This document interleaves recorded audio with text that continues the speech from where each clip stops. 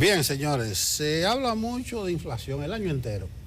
Desde abril, que la interanual, dice el Banco Central, estaba casi en 10, como 9.80. Y todos los meses, dice el Banco Central, va bajando la inflación, que ya está a 7, pero no se habla de salario, no se habla del trabajador, y la queja diaria es que la canasta básica sube y sube.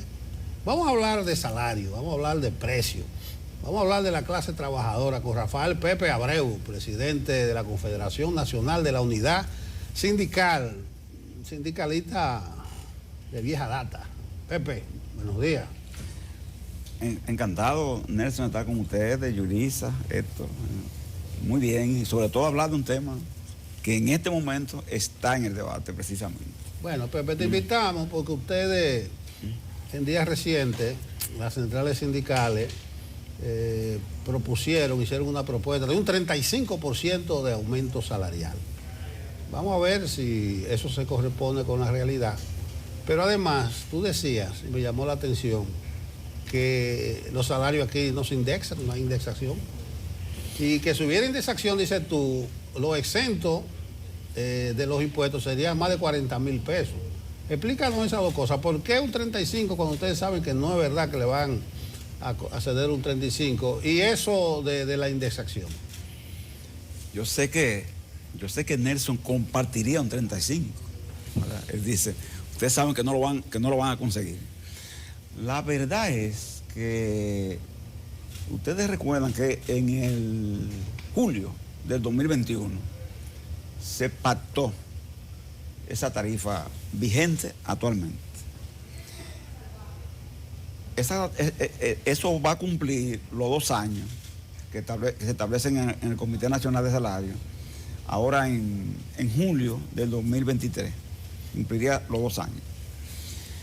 Recuerden que en medio de esto ocurrieron algunos acontecimientos, pandemia y la consecuencia del aumento del costo de los fletes, una serie de cosas más, la cadena de suministro no estaban eficientemente manejándose, trabajando, fuera, además de lo que vino con todos los costos aumentados, entre ellos los combustibles. Y por supuesto, eso inmediatamente se reflejó en los precios. ¿Qué quiere decir eso? Que lo que nosotros discutimos en la tarifa revisada, inmediatamente fue absorbido. Por eso nosotros comenzamos a solicitar la convocatoria anticipada del Comité Nacional de Salario, porque cuando la tarifa tiene 1 año, cualquiera de las partes puede pedir su convocatoria anticipada si ocurren acontecimientos que no están en control de ninguna de las partes. Siempre, por supuesto, quienes lo hacen son los sindicatos, nunca son los empresarios, por supuesto. Entonces, el empresariado, recuerden cómo respondió. Pepe nos decía que ya ha pasado un tiempo, se cumplen los 2 años y que se necesita la revisión, y por eso ustedes están pidiendo la convocatoria del comité. Y recato inmediatamente tu pregunta, porque es importantísima. Entonces, ¿qué decimos nosotros? Bueno, vamos a hacer un pacto por los salarios, por el tema de la indexación. Y se propone un pacto por los salarios. La parte gubernamental lo acoge en la persona del ministro de Trabajo, Luis Miguel Decán. Entonces, todo eso no manejado en prensa, sino en discusiones internas que podrían ser llevadas a lo que se denomina, no el Comité de Salario, sino el Consejo Consultivo del Trabajo, que es otro órgano adscrito también al Ministerio de Trabajo, pero que es tripartito. Entonces nosotros planteamos eso y proponemos que se discuta la revisión salarial, pero que además vayamos a lo que se denomina la indexación de los salarios por inflación, que es un acuerdo tripartito que se hizo, Nelson, aquella huelga famosa del 90, recuerda, cuando Balaguer, ¿verdad? Varias huelgas consecutivas que se hicieron. Entonces, ahí se pactó que los salarios se indexaran cada año según el índice de inflación. Eso comenzó con 3,000 pesos, 3,000. Y fue subiendo. Cuando llegó a 34,000 pesos, los gobiernos sucesivos lo comenzaron a congelar, ¿me entiendes? Parece, Héctor, Yulisa y Nelson, que lo que estaban pensando es, bueno, entonces, si seguimos con esto, entonces vamos a dejar de cobrar impuestos a los salarios. Prácticamente lo congelaron. En los tiempos de Magín Díaz, en impuestos internos, hubo varios procesos de intento de que se revisara porque esa indexación había subido, Nelson, ¿saben hasta cuándo? Hasta 48,000 pesos. O sea, debieran estar hoy exonerados de pago de impuestos según el propio Código Tributario los trabajadores que devengan hasta 48,000 pesos. Actualmente está en 34. Exactamente. Entonces, ¿qué decíamos nosotros? Sería una ganancia. Que el que gane 48 no le cobren impuestos. Exactamente. Y reciba su salario completo. ¿Tú te das cuenta? Entonces, ¿qué decíamos nosotros? Bueno, el trabajador del mínimo, vamos a hacer el aumento, que como quieran no le va a aplicar eso, pero al que sobrepase el mínimo, ¿me entiendes? Que nunca se le toca muchas veces por los aumentos que se discuten en el comité de salario, podemos hacerle entonces la indexación, como dice Nelson, ¿verdad? Hasta los 48,000 pesos. Eso sería un pacto. Le digo, el sector público lo acogió, pero entonces la parte empresarial, recuerden a Pedro Brache, el saliente presidente del CONET, dijo públicamente algo a los medios ante una pregunta que uno de los medios le hizo, creo que fue uno de los periodistas de aquí, le hizo una pregunta al salir de un evento. ¿Qué usted cree? Y él dijo, nosotros estamos de acuerdo con un aumento, pero voluntario de los empresarios. Recuerda esto, ¿verdad? Pero voluntario. O sea, estamos de acuerdo con un aumento, lo favorecemos, pero que sea voluntario de acuerdo a la disponibilidad de cada empresa. Eso parece lógico, pero nosotros dijimos, no es operativo. Un acuerdo voluntario no funciona. Vamos al pacto, ¿verdad? Vamos a hacer un pacto. Entonces se comenzaron a hacer reuniones con nosotros y con ellos. Ahí duramos hasta diciembre en eso, reuniones con nosotros, con ellos y demás. Pero los empresarios eludieron por todos los medios que se convocara el Consejo Consultivo de Trabajo. Salió Pedro Brache, entró ahora Celso Juan Marrancini y nosotros, al ver este comportamiento, ¿qué es lo que hemos hecho, Nelson? Presentarnos ante el Comité Nacional de Salario y presentar nuestra propuesta de aumento de 35% a la tarifa en revisión, que son 6 categorías. Son gran empresa, mediana empresa, pequeña empresa, guardianes privados y trabajo de campo. Porque acuérdate que hay otras que se discuten aparte, ¿verdad? Distinto.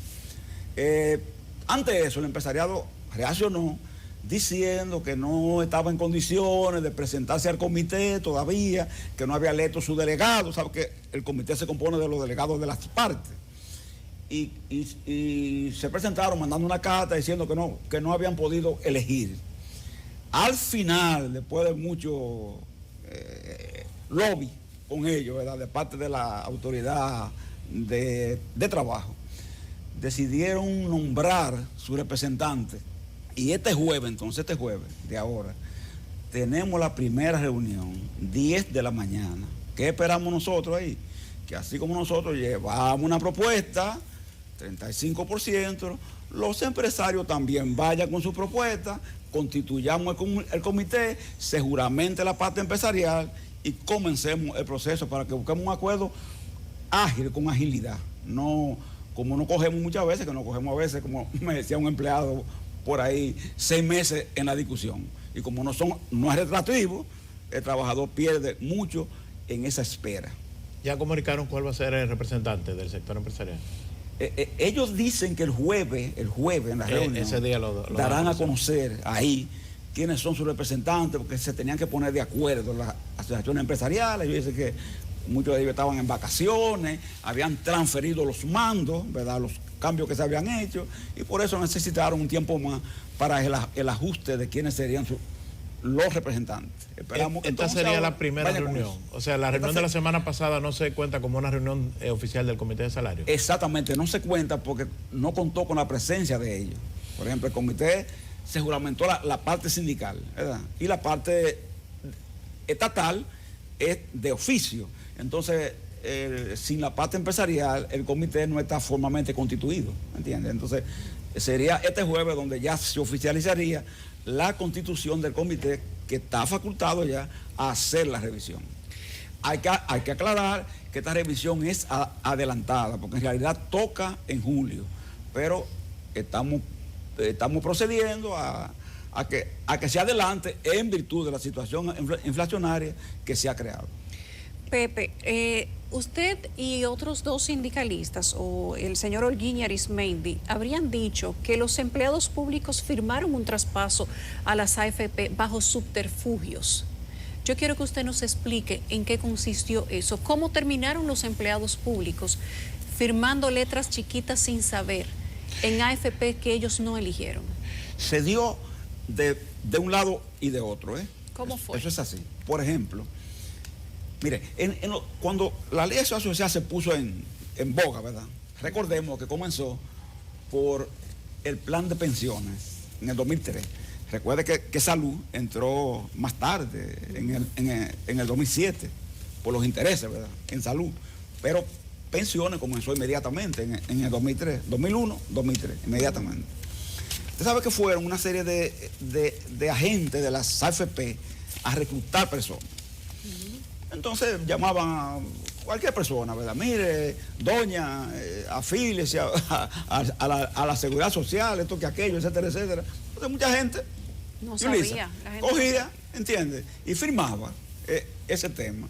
Esa persona ya se daba por hecho que se había afiliado conscientemente, ¿verdad? A esa AFP. Pero ocurre que esa persona era un empleado público que le correspondía a la ley 379, no la ley de capitalización individual. Entonces esa persona firmaba, allá, y cuándo era que se daba, y cuándo es que se han dado cuenta. Ahora, cuando el tiempo discurre, ¿verdad? Transcurre, y están cerca, por ejemplo, de la jubilación, y se encuentran con que ellos figuran no en el sistema público, sino que están en el sistema de capitalización individual. Entonces, ahí viene una presión de esa persona que dice, no, pero yo en el sistema público puedo jubilarme con 80% de mis ingresos, mientras que del ingreso que tenía cuando era un trabajador activo, mientras que en el sistema de capitalización individual depende de lo acumulado. Entonces ahí viene una controversia de que lo que se quiere es que estas personas sean devueltas a su sistema original. En contraposición, hubo, por ejemplo, empleados, le pongo dos ejemplos nada más, empleados de Falcon Breeze y de Nestlé.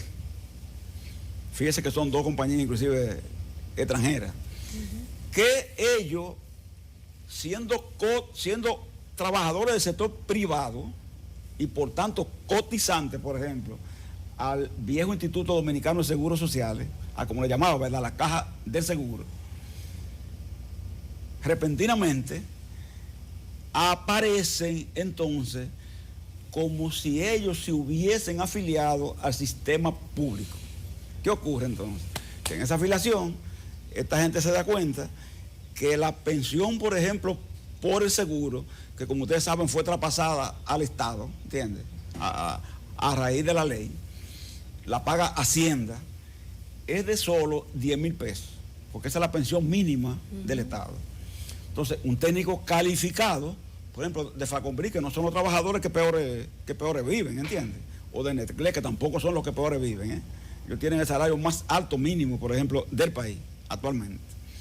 Entonces, esos trabajadores dicen, pero ven acá, 10,000 pesos, espérese, yo no trabajé para 10,000 pesos, Nelson dice, ¿verdad?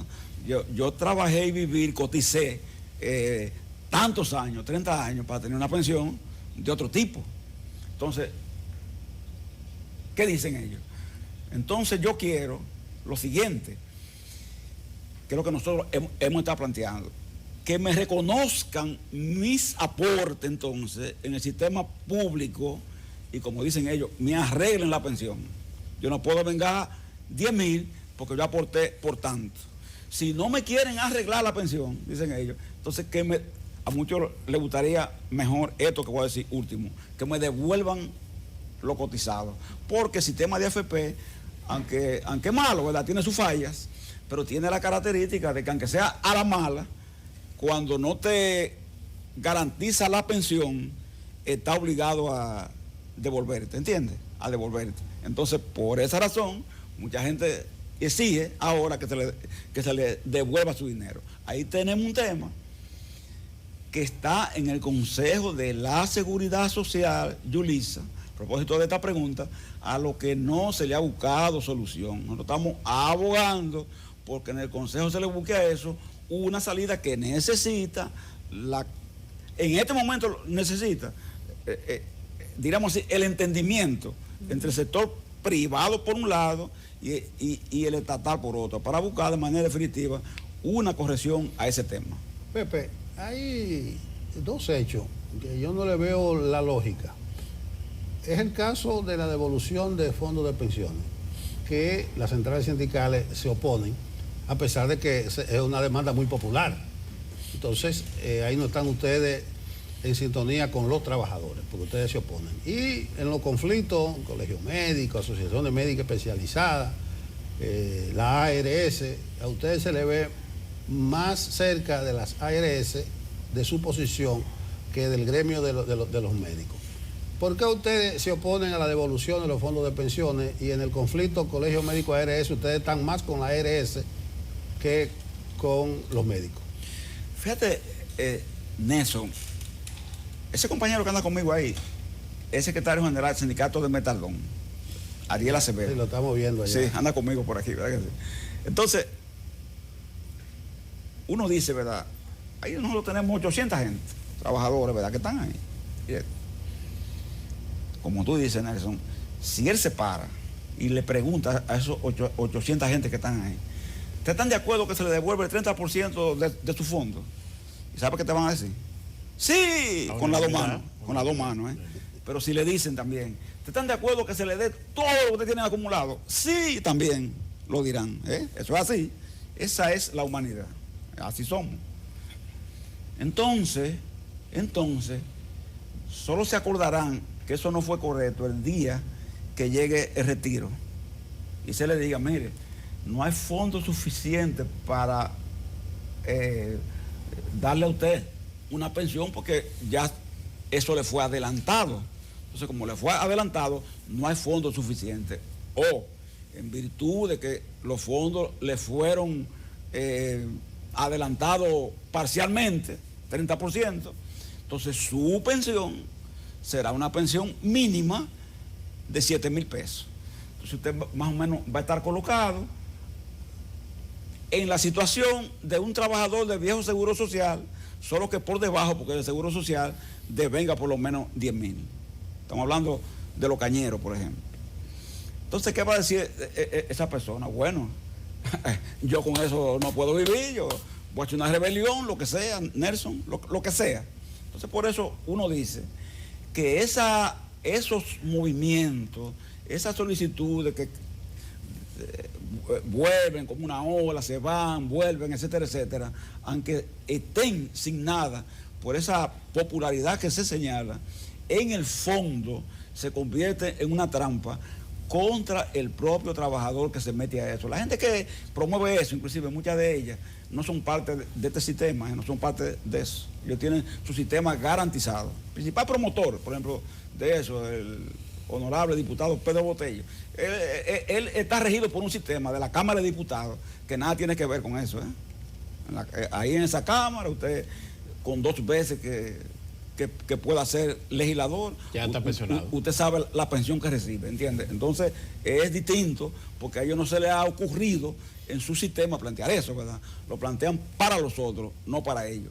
Y en cuanto al tema ARES, tú sabes que yo lo sigo mucho a ustedes, ¿verdad? Y yo vi a Yulisa este domingo, y ella estaba haciendo un trabajito ahí sobre el tema ese de la ARES. Y ella dice, tiene a Zenén Cava ahí, y dice, no pude entrevistar ni al consejo, dijo ella, ni a dar. No, dije, le solicitamos entrevista y se negaron. Increíble, Yulisa. Eso es lo malo. Como gente que están en el centro de un debate, ¿verdad? De un problema delicado que afecta 5 millones de gente. No quieren hablar. Contributiva. Yulisa le da una oportunidad de que ahí está el colegio hablando y mire, venga para que usted también hable, a que él hable, que eso es lo que hace un comunicador correcto. Y esa gente se esconde y no habla. Entonces, esas son de las cosas que uno analiza y dice, señores, qué contradictoria es la vida. ¿Por qué? Porque miren, fíjense que Nelson dice más cercanía y debiera hacer todo lo contrario porque de una forma u otra el colegio médico es un sindicato. Yulisa dijo el sindicato médico, así dijo Yulisa, no un colegio, el sindicato, porque es un sindicato en realidad. Hay tantos amigos de la izquierda. Y claro, estamos todos amigos nuestros, ¿verdad? Que vienen juntos con nosotros. Sí, sí, está bien. Que son muchachos 51 por ahí, igual que tú. Entonces, esa gente,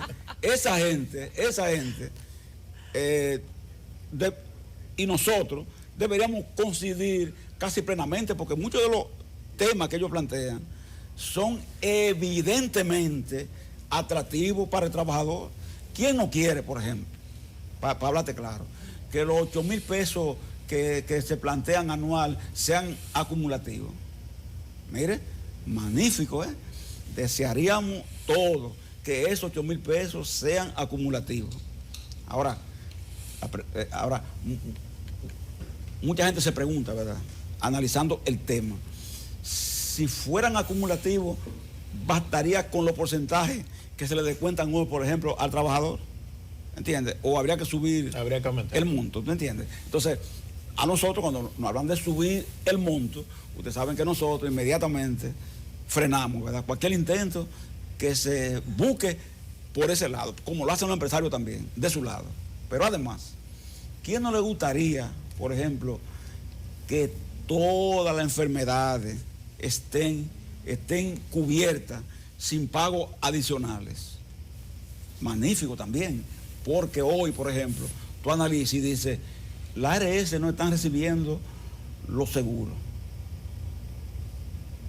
Ahora, un médico especialista que me ve a mí, por ejemplo, yo no le puedo decir, doctor, en virtud de que usted no está recibiendo el seguro, como usted hizo un juramento hipocrático, ¿me entiende? Entonces, yo quiero que usted me le dé salida a mi situación de salud y me baje la consulta, ¿me entiende? En virtud de que usted no recibe el seguro. El médico me va a decir, Hipócrates murió hace 2 siglos, ¿tú ves? Yo hoy, con los requerimientos que tengo para vivir, no puedo hacer lo que Hipócrates hizo. ¿Y qué tengo yo que concluir? Que es verdad, que eso es así, que no puede vivir como Hipócrates y que tiene que vender su conocimiento. Porque este mundo que hemos construido, este mundo en el que vivimos, lamentablemente, señores, lamentablemente, todo es negocio. Pero no negocio solo de las ARS y de la clínica privada, porque Mena está ahí. A Mena tú lo hablas de la clínica privada y tú lo oyes hablando como si fuera parte del proletariado, tú ves. Pero representan de CLI, que son los dueños de clínicas, tú ves. Entonces, esos dueños de clínicas no son los carmelitas de Carso, ¿tú entiendes? Ellos son gente que tienen unos gastos, unas acciones, no tenemos que ver, que cuando la pandemia te dijeron, yo aquí no recibo gente con COVID, porque internarlo significa, de entrada, 200,000 pesos. ¿Quién me lo va a pagar? ¿No entiendes? Y tú en una acción razonable, no humana, tú dices, eso es verdad, ¿no entiendes? ¿Quién le va a pagar? Entonces, en ese orden nosotros no es que estamos más cerca de uno que de otro. Lo que nosotros estamos diciendo es que los afectados, Nelson, son los afiliados nuestros, que pagan de manera constante. Mira a esa gente que yo te enseñé ahí y a otros más que tú conoces bien, que son muchísimos, tú ves. Para que se ven poco, porque los sindicatos no viven haciendo el tipo de movilización que alguna gente hace, no lo hacen otro tipo de movilización que no es tan así, tan abierta, pero esa persona, su descuento lo reciben es constante, permanentemente, y mientras esta actitud se asume, las áreas están recibiendo esos montos. El compromiso es devolverlo, ¿verdad? Devolverlo, ¿verdad? Que usted pague y devolver después. Pero mientras tanto, ese dinero usted tiene que buscarlo constante y sonante para su atención. Entonces, lo que tenemos que hacer todo es concentrarnos en los esfuerzos por modificar esta ley con un paso de avance más, porque tampoco Nelson, podemos aceptar que era mejor el seguro social anterior, ¿verdad? De 1948, que lo que tenemos hoy. Bueno, con su defecto, tema. esto es mejor. Sí, eso es el tema de la modificación Sí, de la ley de sí, seguridad sí. social. Problema de clase, clasista el problema. Así es. Me dijo Waldo Suero una vez en un programa de radio, bueno, aquí en CDN, que con el juramento hipocrático no se va al supermercado. Así es la vida, lamentablemente. Bueno, gracias, Siempre, Pepe. siempre. Ya lo saben, el jueves a las 10, reunión del Comité de Salario. La primera reunión, las centrales sindicales hacen su primera apuesta, 35%. Vamos a ver qué dice la patronal y el papel que juega el gobierno, porque es un órgano tripartito. Esperamos que el gobierno esté del lado de los trabajadores, esperamos que se analice bien la inflación, que se produzca un aumento salarial, que se rescate la indexación salarial y que tenga exento de impuestos los salarios hasta 48,000 pesos. Yo estoy de acuerdo con eso, Pepe. Gracias, sí debe ser. Estamos Sí en debe contacto, Pepe. Vamos a ver cómo evoluciona este proceso. Aunque ustedes son inteligentes, ustedes dicen que duran discutiendo 6 meses, pero es en julio, los 2 años. Ustedes comenzaron ahora. Febrero, Claro, cuando marzo, saben. abril, mayo, junio y julio. 6 Eso meses. es calculado. Así Ustedes están es. preparados a durar 6 meses Calculado. discutiendo. Así es. Así es. Gracias, Lamentablemente. gracias, Pepe. Vamos a la pausa.